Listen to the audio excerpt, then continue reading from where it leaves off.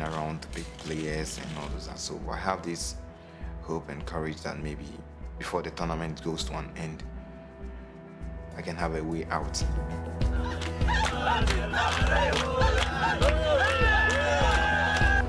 I can't believe in a big day like this, I forgot my boots. This is our official uniform, and it is one of the happiest moments for all of us, because our sponsor, our chairman, this is a jersey for him. He will be the number one from our side. Yeah. Ladies and gentlemen, welcome to the Qatar World Cup Scale!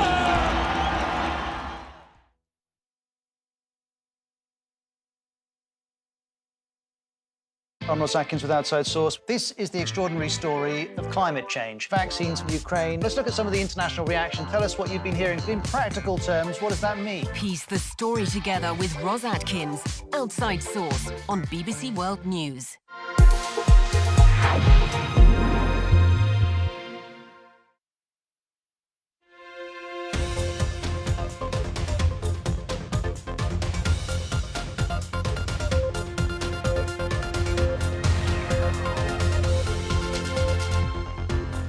A new day in Washington after a dramatic night in the US midterm elections. We look at the economic consequences. And massive job cuts in the tech sector, with Facebook parent Meta letting 13% of its workforce go.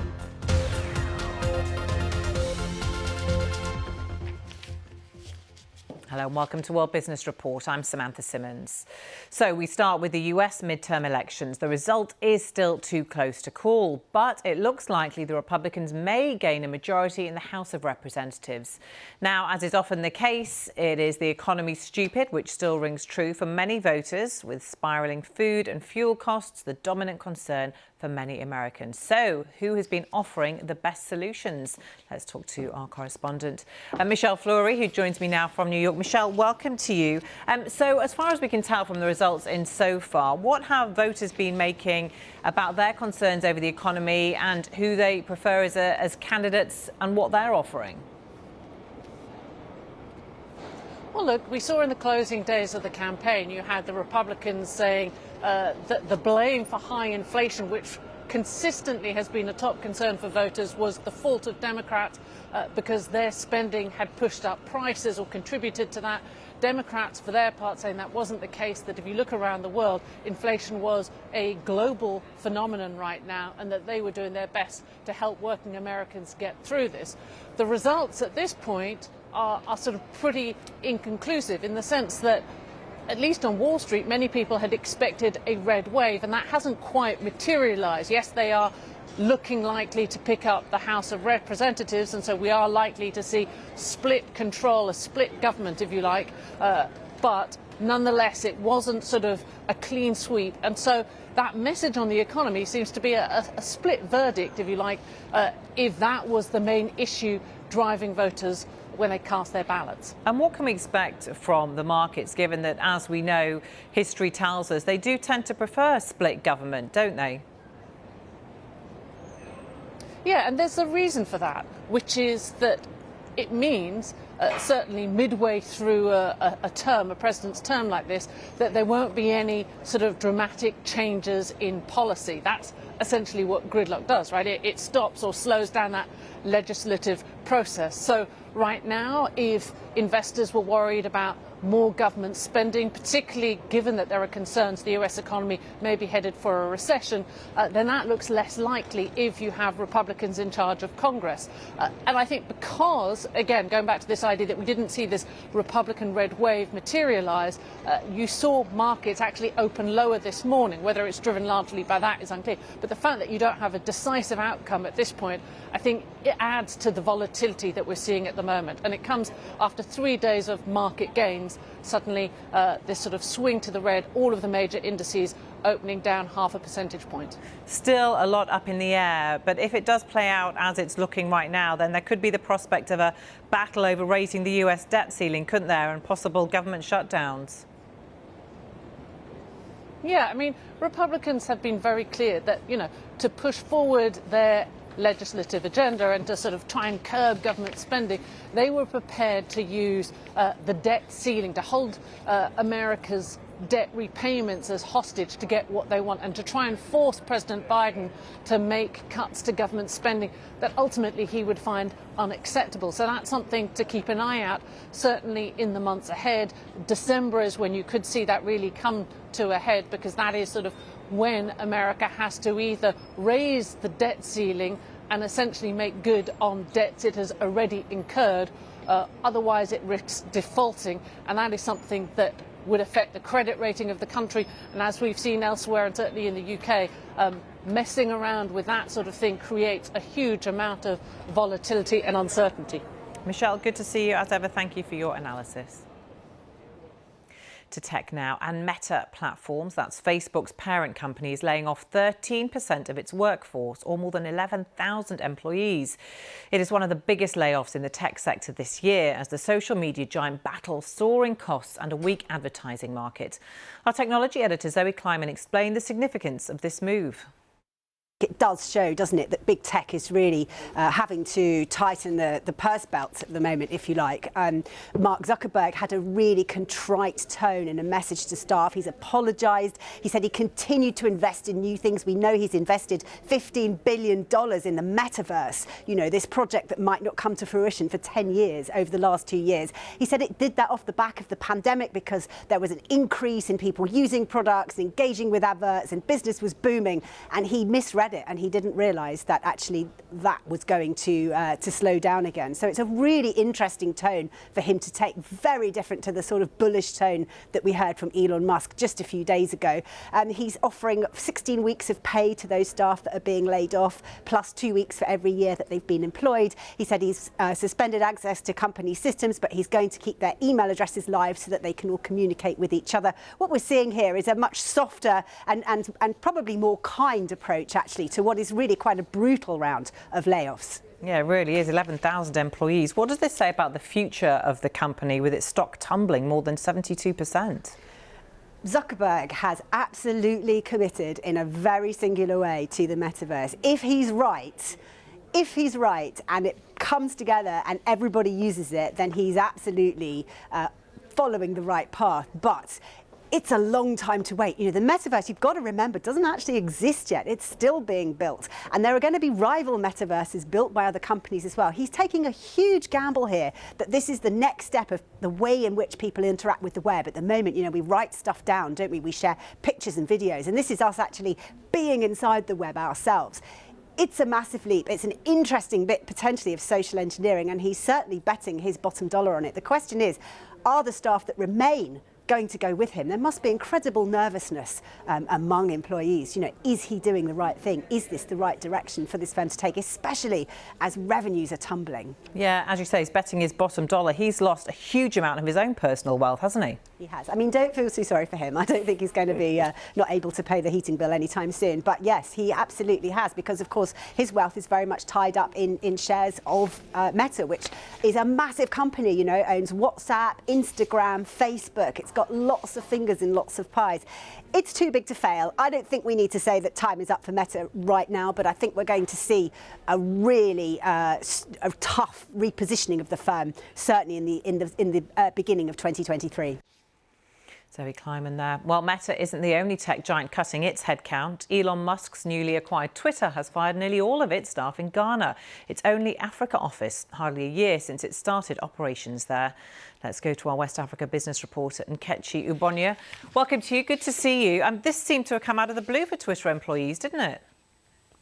This has really come out of the blue, because I'll just read an email here that was sent. It says the company is reorganizing its operations as a result of a need to reduce cost. It is with regret that we are writing to inform you that your employment is terminating as a result of this exercise. Your last day will be 4th of December 2022. Now, this email was sent to the private emails of members of staff, as they were blocked from access to company emails. So as far as we know, is that going to be it for Twitter operations in the continent? Well, we do not know because it was really a small team. Less than 20 members of staff actually were taking lead on operations on the continent. And now just a few people, just above one person actually, has been left behind. And the members of staff who we have spoken to for anonymity, we will not reveal, say this is really very disappointing and it's disrespectful actually how this was communicated to them. And they had only just moved into their physical offices, hadn't they? Exactly. The office is barely a year old, but physical work started barely 1 week ago, and they've been working from home even from the announcement last year up till now. But again, we know that a source also said that there is high demand for the product on the continent, but this would also jeopardize, tech investments coming into Africa because there was just beginning to be an appetite for tech investments on the continent. Okay, Nkechi Ubonye, thank you very much for updating there from Ghana. Quick look at how the markets are doing today. Any reaction to the midterm election results? Here they are. Europe markets all heading into a negative territory there, all down. That's it from me. You can reach me on Twitter. I'm at Samantha TV News. Thanks for watching.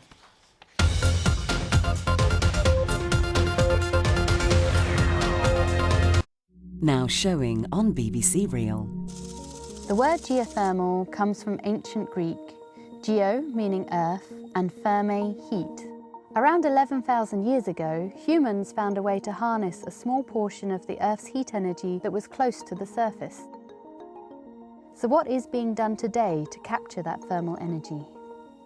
The closer the thermal energy from the core is to the surface, the more easily you can actually get to it. So for instance, if you use a location where you're getting tectonic plates moving against each other, all of a sudden all the deep energy is actually quite close to the surface. And some remarkable countries like Iceland can have up to 90% of their energy supplied, their thermal energy supplied by geotectonic type of energy flows. Watch more stories like this at bbc.com/real. Prices are rising across the globe, sending the cost of living soaring. So why is this happening, and what does it mean for you? The war in Ukraine seems a long way away from this beach in South Shields, but the soaring price of potatoes, fish, oil, the energy to cook them is in part due to that conflict. It's causing a cost of living and a cost of doing business emergency. But it's not just about food. Tourism, which is a lifeline to the Egyptian economy, is likely to be hit hard too. Around 40% of tourists who visit Egyptian sea resorts come from Russia and Ukraine. Before the Russian invasion of Ukraine, Zimbabwe was already battling a double-digit inflation, and these price increases are likely to worsen the economic outlook. The surge in energy prices and inflation, a global phenomenon affecting the entire world. Business on the BBC. Make the connection.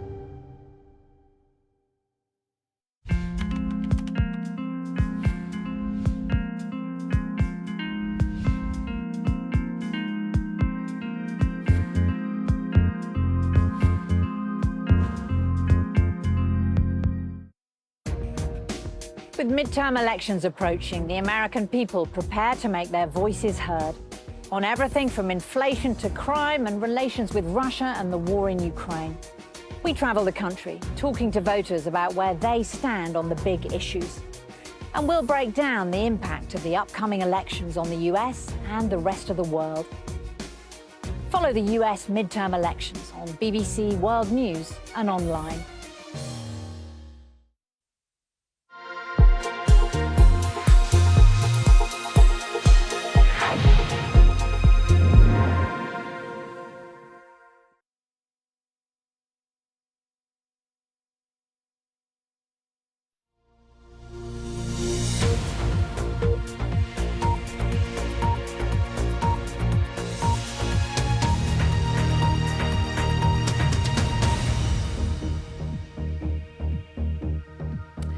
You're watching BBC World News. I'm Karen Giannoni. Let's get some international reaction to the US election results.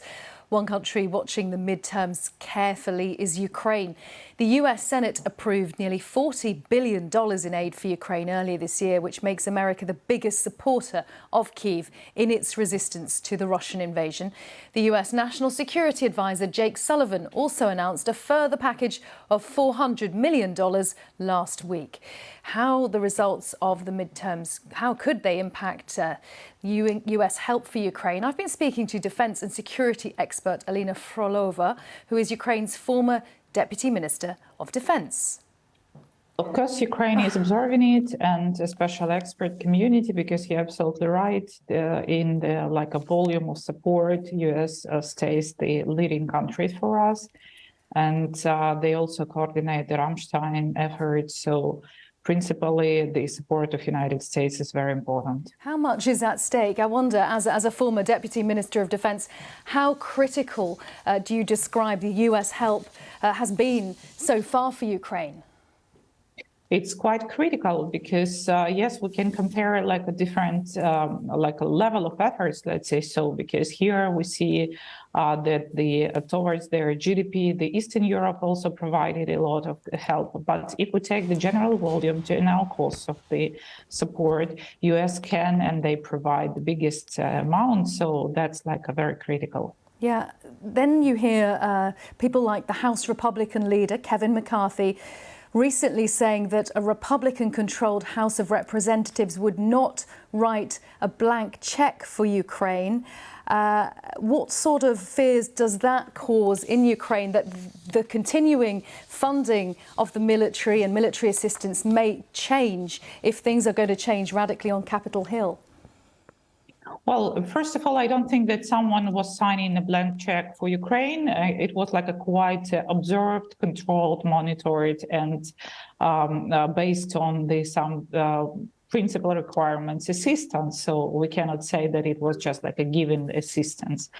I don't think, frankly saying, I don't think that it will principally change because of many reasons. One of them is internal political, because America also needs some kind of winning story, and Ukraine is one of these winning story when we come from the point when no one believed in our victory to the point when everyone believed and just be arguing about the time. And I don't think that the Republicans already jumped out from this a successful train.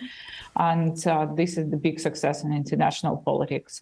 But also I think that a number of radical Trumpists among the Republicans are not prevailing. And there would be a lot of moderate people in Senate and in House of Representatives. So I think that it could be some changes in procedures, it could be some more arguments, but I don't think that principally it will influence on the scope of assistance. But certain lawmakers in both parties have expressed concern about the level of military aid, perhaps that may be a continuing theme, and the continuing pressure domestically to attend to the economy, the US domestic economy. Does that not worry you as well? Frankly saying, U.S. economy just winning from this, because you know that historically defense industry always pushes the development of economy, and now the defense industry of U.S. and of other countries, it's a top priority, and they are working on the maximum volumes and the increasing volumes, because not only Ukraine requires the weapon and equipment, but also all those countries who transferred their weapons and equipment to Ukraine need some renovation, refilling of stocks, and that's the process not for 1 year. And therefore, I believe that the U.S. economy will win from this and already winning from this.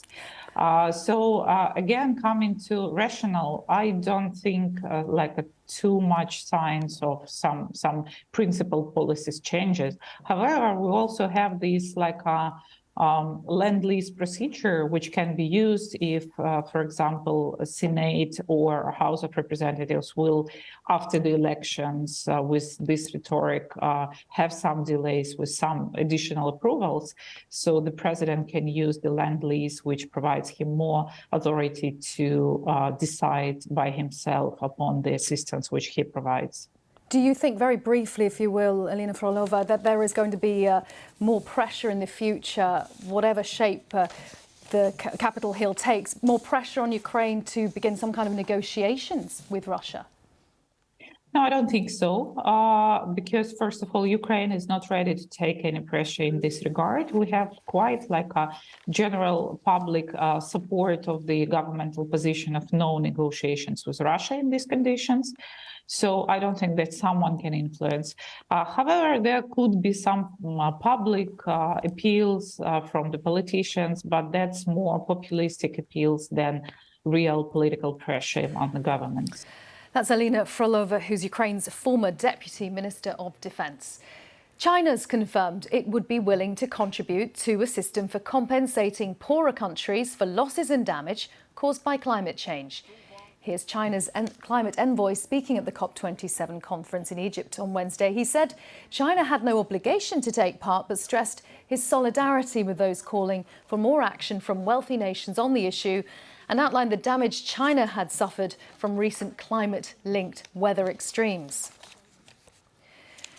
There's been international condemnation of comments made by one of Qatar's Football World Cup ambassadors, who said homosexuality was the result of damage to the mind. Germany's Interior Minister said the statement was terrible. Qatar's also been criticised for its human rights record and its treatment of migrant workers. Tim Allman reports.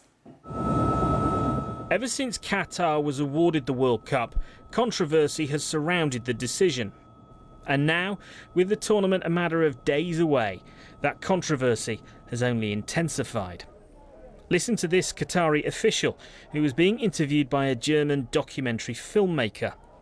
But do you think gay is haram? It's haram. Because why is haram? I am not one big Muslim, but it's haram. Why? Because of damage in the mind.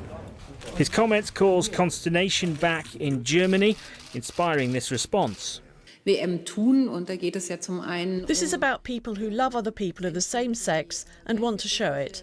Of course, such statements are terrible, and that is also the reason why we are working to hopefully improve the perspective of things in Qatar. Qatar is a deeply conservative country where homosexuality is illegal. Officials say everyone is welcome as long as they abide by the country's rules. But it's not the only issue for which Qatar has come under attack. There's long been criticism of its use of migrant workers, with claims thousands have died since it was chosen as a World Cup venue. The Qatari government denies this, saying the actual figure is much lower and workers' rights have improved.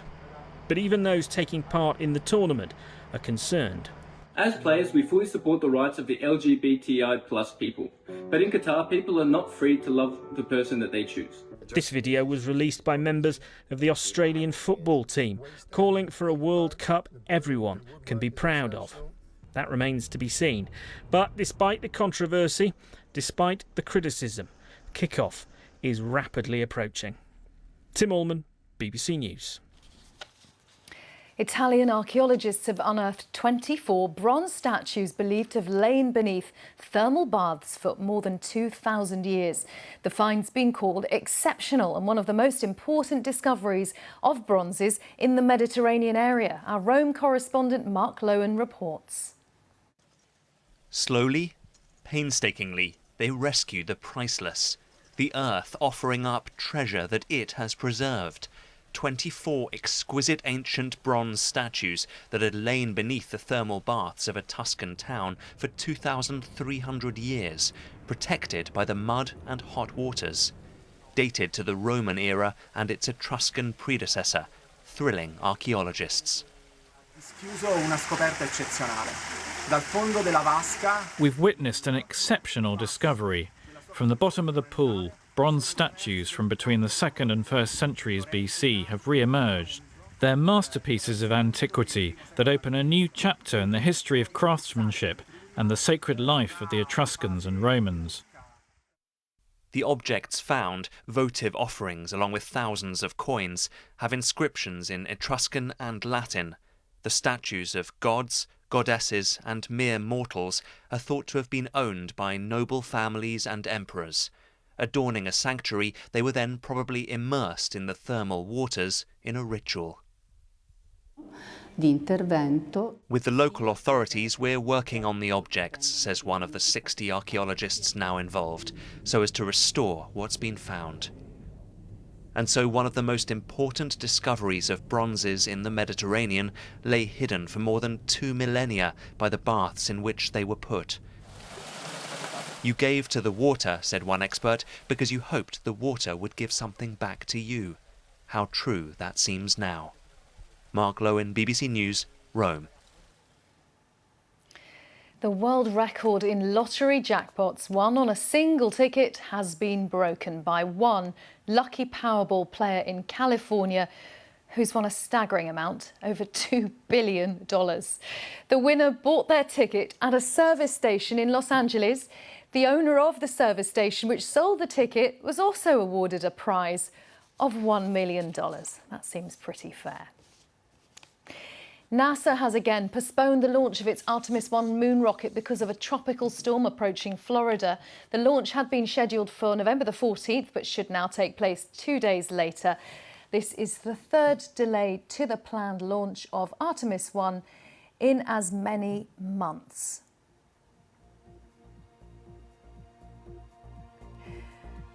Well, just to remind you, in a few minutes' time, we will be back to Washington. Laura Trevelli, and we'll continue our coverage of the results of the US mid-term elections. And in the meantime, there's so much more on that on the BBC website, with the results coming in updated all the time. I'm on Twitter @KarenBBC. See you soon.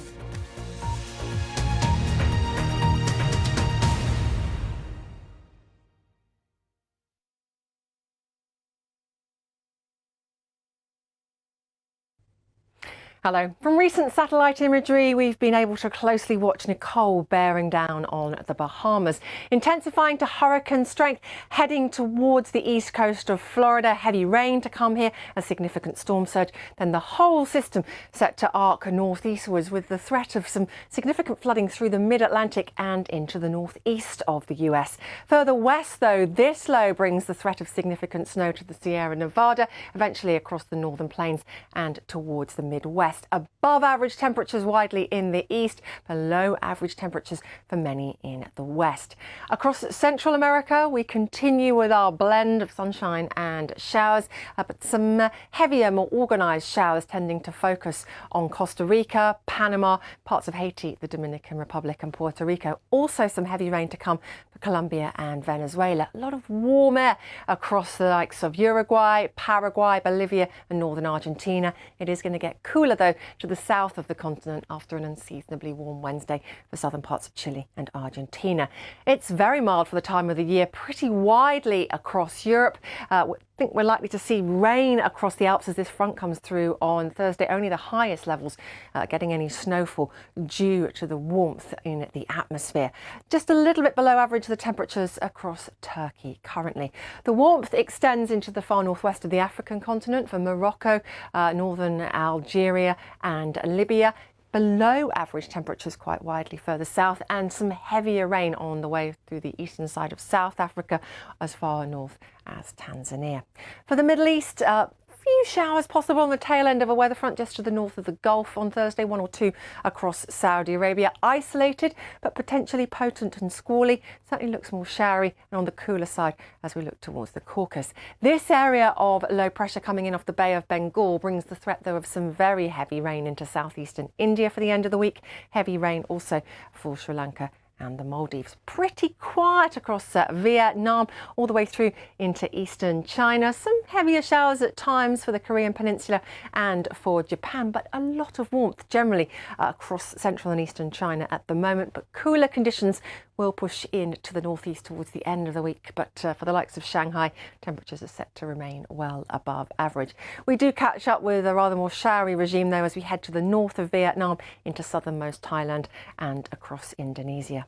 Some wet weather to come for the far southwest of Australia on Thursday. It's rather cool here too currently. Further east, these showers in the southeast could drop up to, well, 90 millimetres of rain before the end of the week. Quite typically though, I think we're looking at a couple of inches of rain in some areas. Some very wet weather for the North Island of New Zealand on Thursday, but particularly Friday when it's likely to be accompanied by gales or severe gales. Having a global perspective creates a deeper understanding. Because in our connected world, all news is international. The impact on Europe and the rest of the world would be devastating. So, for in-depth analysis of the biggest stories from the US and around the world, relations between Russia and the West have reached a new low. join our team and find out what is really going on. BBC World News America.